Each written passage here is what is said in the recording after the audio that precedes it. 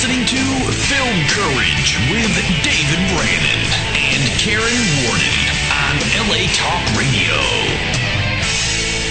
I originally started the book just that it was going to be about Vomit, my experience with Vomit, but then I realized that that wouldn't service the community enough, that I needed to really go outside my experience with Vomit, and that Vomit was one way of doing things, and there were many other ways of doing things. And one of the approaches or the philosophies of the book, and I'll just repeat again, is that every film's different, and so it's not just one path for every film, and I try to present the different options are, you could do this, or you could do this, you could do this. It's like I'm not didactic about any one approach, and especially I'm not a firm believer that everything has to be DIY.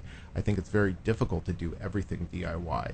I almost would say that pure DIY is a last resort because it's so much work. Mm-hmm. If you can partner with companies who have done this stuff before that are reliable and pay people and you feel like you're going to get paid, go with them.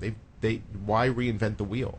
You know, it's a matter of, but what a lot of filmmakers will find is that either they don't have those companies for any rights, or maybe they have a DVD company, maybe they have an aggregator, but then there's still plenty of other rights that are left that they need to do on their own or let fall by the wayside. But I do recommend a blog. I think vlogs are good because people respond to visual information as much or more as text information, but I also think you need to Twitter, and I think you need to Facebook, and I think you need to do all of it.